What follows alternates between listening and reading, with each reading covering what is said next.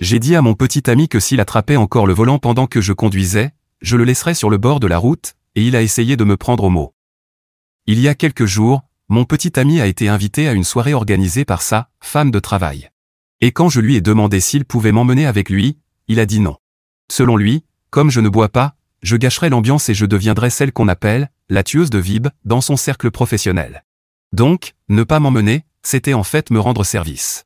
Environ 6 heures plus tard, j'ai reçu un appel de lui.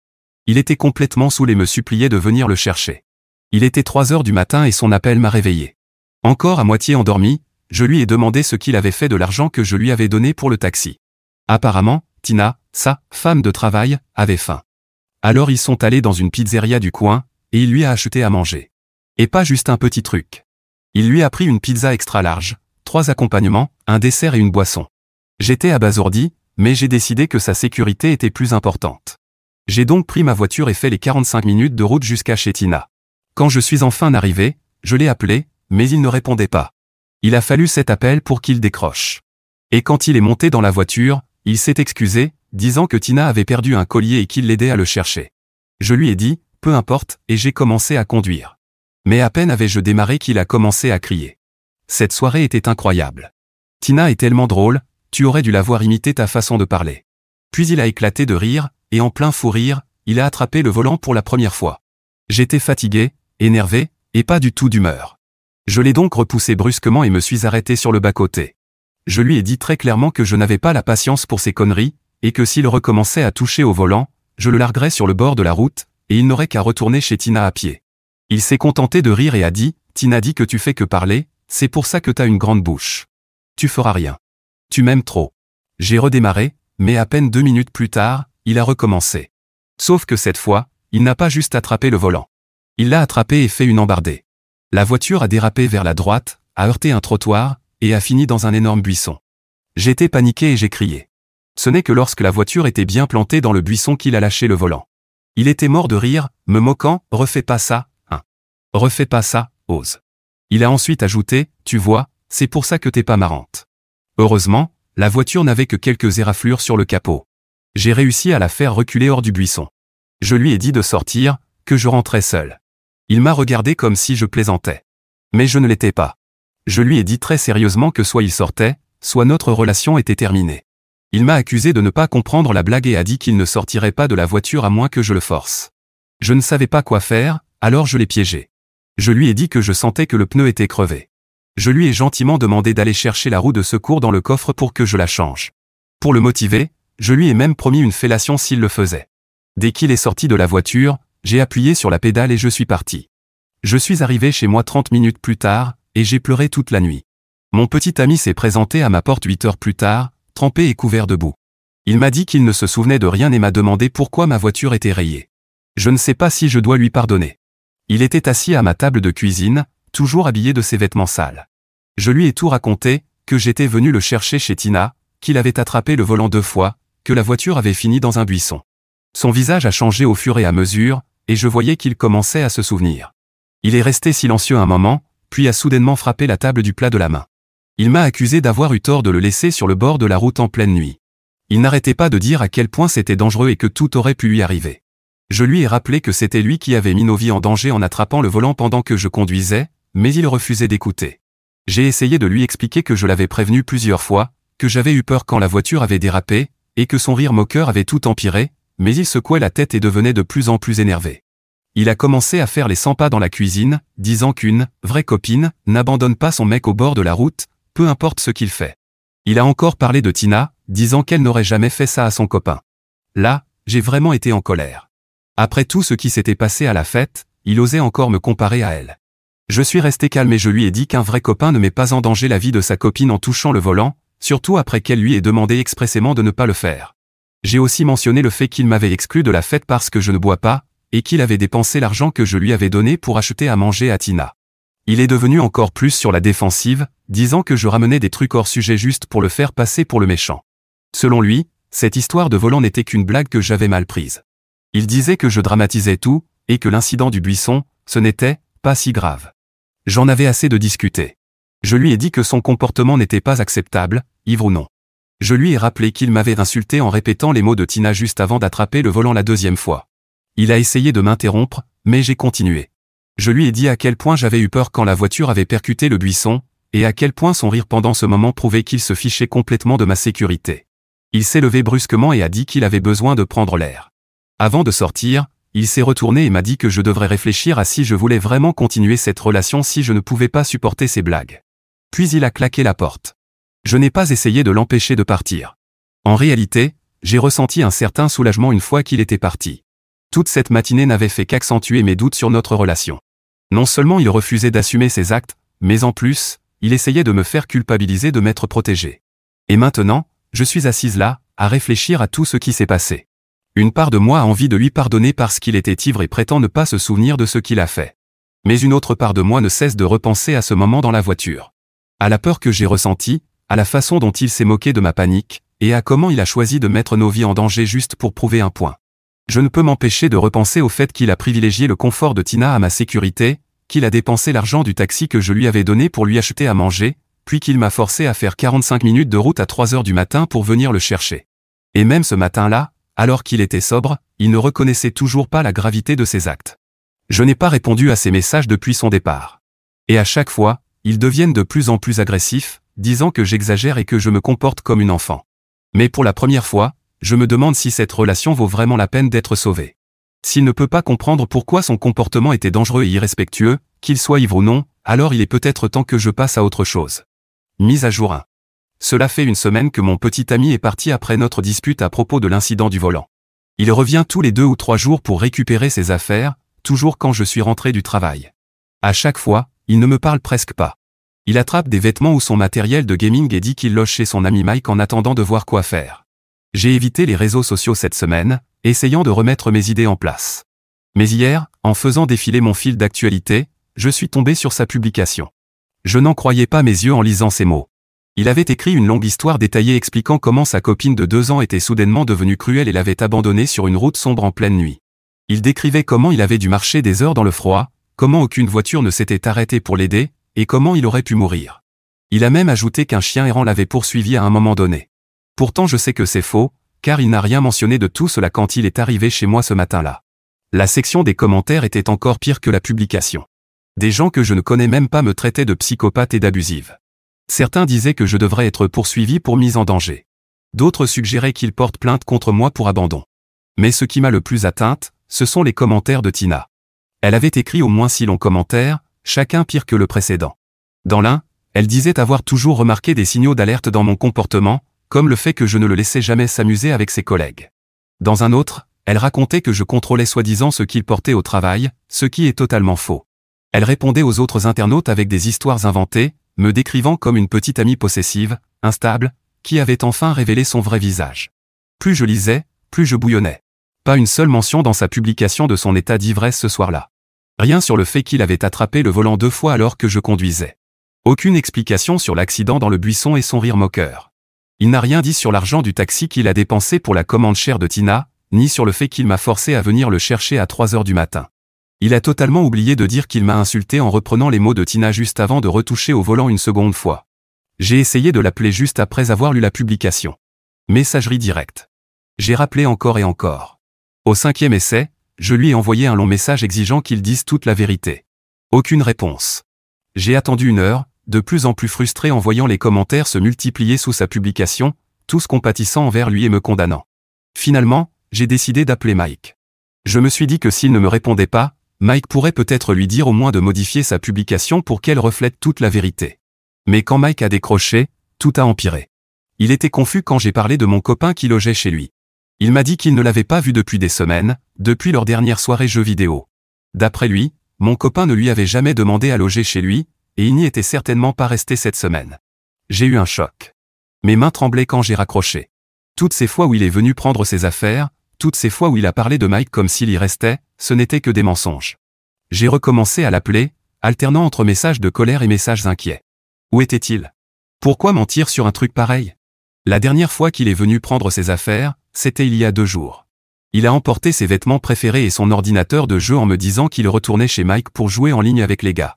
Maintenant, je suis assise là, repensant à cette conversation, voyant tous les signes que j'ai ignorés. Il avait l'air trop soigné pour quelqu'un qui squattait un canapé. Il venait toujours à la même heure, juste après mes horaires de travail.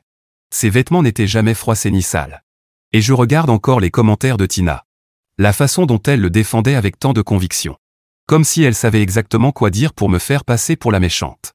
Son dernier commentaire me revient sans cesse, qu'il mérite quelqu'un qui le comprend, qui est sur la même longueur d'onde et qui apprécie son sens de l'humour. Maintenant que je repense à tout, le fait qu'il ne voulait pas que je vienne à la soirée, qu'il ait dépensé mon argent pour nourrir Tina, qu'il la mentionne tout le temps, les mensonges sur Mike, tout ça commence à prendre un sens que je refusais de voir avant. Je me sens tellement idiote. Toutes ces fois où il est venu chez moi, il allait sûrement directement chez elle. Je ne l'appelle plus maintenant. Sa publication est toujours en ligne, récoltant encore des commentaires compatissants et des réactions haineuses envers moi. Je suis là, à me demander comment j'ai pu ignorer autant de signaux d'alerte, comment j'ai pu me laisser manipuler au point de douter de ma réaction alors qu'il a littéralement mis nos vies en danger. Peut-être que ce drame sur les réseaux sociaux est en réalité une bénédiction déguisée, révélant enfin qui il est vraiment quand il pense que tout le monde est de son côté. Mise à jour 2.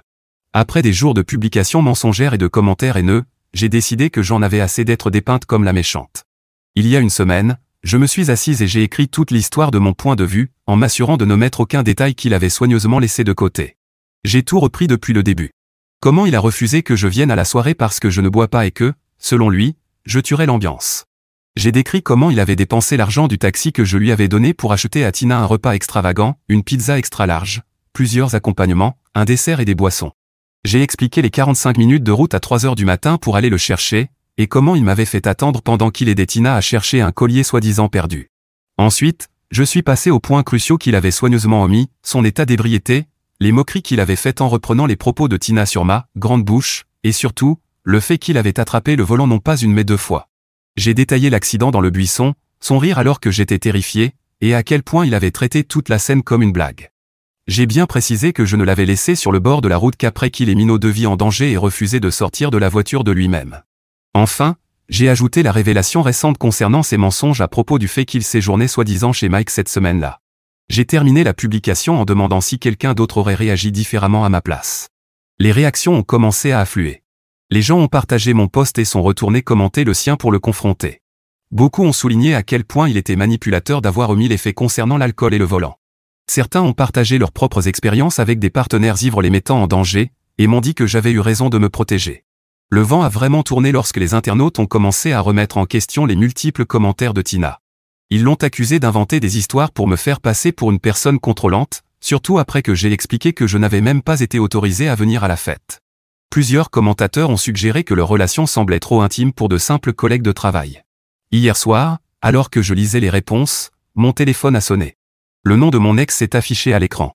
Dès que j'ai décroché, il s'est mis à hurler, exigeant que je retire mon poste immédiatement. Il a dit que les gens au travail le regardaient différemment et que j'étais en train de ruiner sa réputation. Il répétait que peu importe ce qui s'était passé cette nuit-là, j'avais eu tort de l'abandonner sur la route. Je l'ai laissé vider son sac jusqu'à ce qu'il se calme. Puis, je lui ai demandé calmement où il avait réellement logé cette semaine. Il s'est mis à bafouiller, parlant de squatter chez plusieurs amis pour ne pas déranger les mêmes personnes trop longtemps. Je l'ai coupé en plein milieu de sa phrase et je lui ai dit que j'avais parlé à Mike, qui ne l'avait pas vu depuis des semaines. Il y a eu un long silence. Puis j'ai entendu du mouvement en arrière-plan et une voix féminine familière a dit quelque chose que je n'ai pas bien compris. Avant qu'il ne puisse répondre, il y a eu des bruits de frottement, puis soudain Tina a pris le téléphone. Sa voix dégoulinait de fausse compassion alors qu'elle confirmait que oui, mon ex logeait chez elle depuis le début. Elle a dit qu'elle ne faisait qu'être une bonne amie en lui offrant un endroit sûr où rester après que je l'ai soi-disant abandonné si cruellement cette nuit-là. Elle m'a dit que je devrais avoir honte de l'avoir mis dans une telle situation, et qu'une vraie petite amie ne ferait jamais ça. C'est à ce moment-là que j'ai perdu mon calme. Je l'ai traitée de manipulatrice, de briseuse de couple, et lui ai rappelé qu'elle avait essayé de se mettre entre nous depuis le premier jour. J'ai mentionné toutes les fois où elle l'avait encouragé à m'exclure des événements professionnels, où elle l'avait convaincu de dépenser mon argent pour lui acheter à manger, ses mensonges à mon sujet, ses commentaires, et maintenant, le fait qu'elle l'hébergeait pendant qu'il venait chez moi sous de faux prétextes.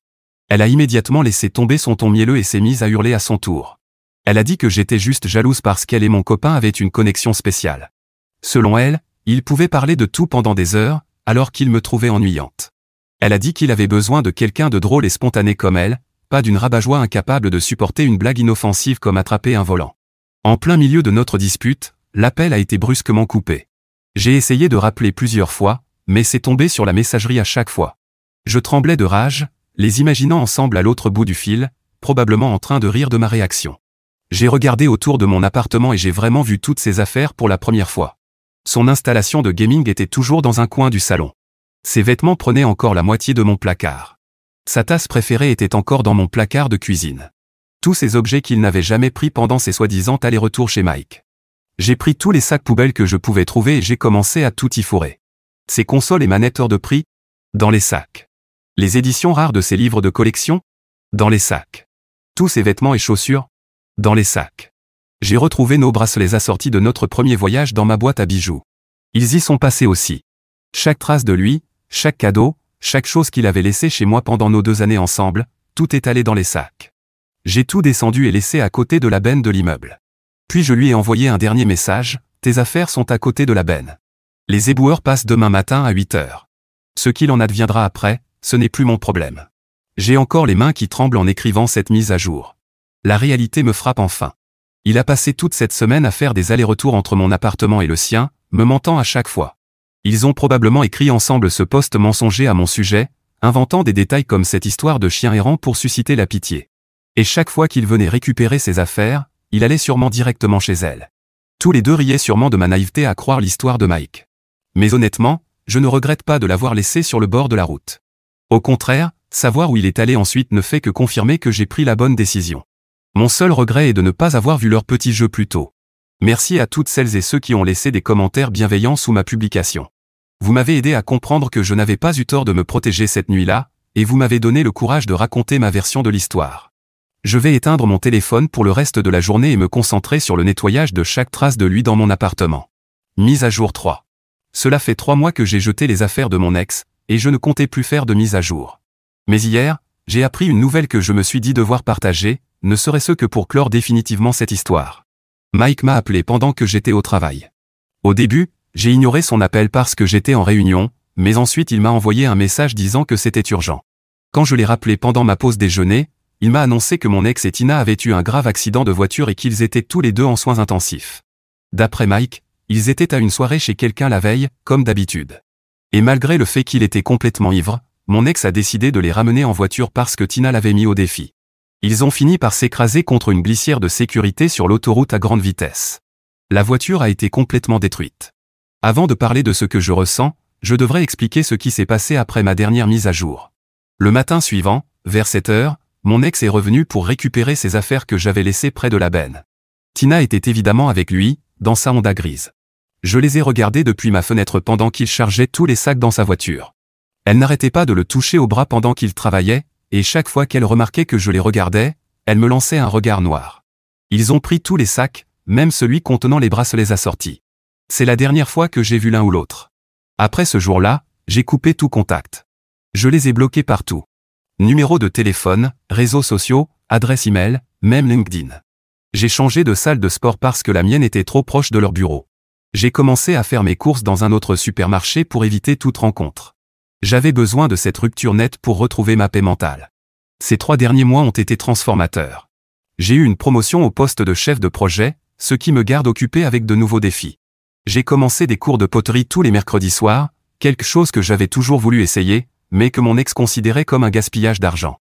J'ai adopté un charouz adorable dans un refuge local, un petit matou qui adore dormir sur mon clavier pendant que je travaille à la maison. Ma vie est devenue paisible, productive et sans drame. Alors quand Mike m'a appelé hier pour m'annoncer l'accident, je me suis senti étrangement détaché de toute l'histoire. Il m'a décrit à quel point l'accident avait été grave, comment les pompiers avaient dû les désincarcérer de la carcasse, et qu'ils étaient tous les deux encore inconscients avec de multiples blessures. Puis il m'a demandé si je comptais aller les voir à l'hôpital. J'ai littéralement éclaté de rire. Je lui ai demandé pourquoi j'irais rendre visite à quelqu'un qui a mis ma vie en danger en attrapant le volant, qui a menti pendant des semaines sur l'endroit où il logeait, qui a laissé sa collègue de travail propager des mensonges sur moi en ligne, et qui m'a ghosté après une relation de 2 ans. Sans même parler de la femme qui a encouragé tous ses pires comportements, jusqu'à finir en soins intensifs elle aussi. Mike a essayé de me faire culpabiliser, mais honnêtement, l'homme allongé dans ce lit d'hôpital est un inconnu pour moi désormais. Je lui ai parlé de mon emploi du temps bien rempli, cours de poterie le soir même, fête avec mon équipe pour célébrer ma promotion ce week-end, et shopping de meubles avec ma sœur la semaine prochaine. Ma vie ne s'arrête pas parce que mon ex fait enfin face aux conséquences de ses actes. Ça peut paraître froid, mais je ne suis plus cette fille qui sautait du lit à 3 heures du matin pour faire 45 minutes de route afin de récupérer un copain ivre qui venait de dépenser mon argent pour une autre femme. Les différences entre cette époque-là et aujourd'hui sont frappantes. À ces deux occasions, il était ivre et a pris des décisions irresponsables sur la route. Mais cette fois, ce n'est pas moi qui ai dû gérer les conséquences, c'est Tina. La même Tina qui me traitait d'ennuyeuse parce que je ne buvais pas, qui disait qu'attraper le volant était juste une blague sans conséquence, qui prétendait qu'ils avaient une connexion spéciale que je ne pouvais pas comprendre. Je me demande si elle trouve toujours ces pitreries au volant aussi drôles, maintenant qu'ils sont tous les deux en soins intensifs. Parfois, j'ai envie de retrouver leurs anciennes publications sur les réseaux sociaux, celles où ils disaient que j'étais cruel de l'avoir abandonné cette nuit-là. J'ai envie de commenter pour leur dire que ce moment de fermeté leur a peut-être sauvé la vie à tous les deux. Mais je ne leur offrirai pas cette satisfaction. Je ne fais plus partie de leur histoire. Je partage cette mise à jour pour toutes celles et ceux qui pourraient se poser des questions dans une situation similaire, qui se demandent s'ils sont trop durs en posant des limites, ou s'ils doivent culpabiliser d'avoir choisi leur sécurité plutôt que le confort d'un autre. Vous n'avez pas tort de vous protéger. Parfois, les décisions les plus dures sont aussi les plus saines. Mon petit charou est étalé sur mon bureau pendant que j'écris ceci, tapotant mes doigts toutes les quelques minutes pour que je lui prête attention. Dans quelques heures, je partirai pour mon cours de poterie, où je commence enfin à maîtriser le centrage de l'argile sur le tour. Demain, j'ai une réunion pour discuter de l'expansion de mon équipe sur un nouveau projet. Et la semaine prochaine, je visite des appartements dans un meilleur quartier. C'est ça, ma vie maintenant. Et je ne les changerai contre rien au monde. Alors non, je n'irai pas les voir à l'hôpital. Je n'enverrai ni fleurs, ni cartes.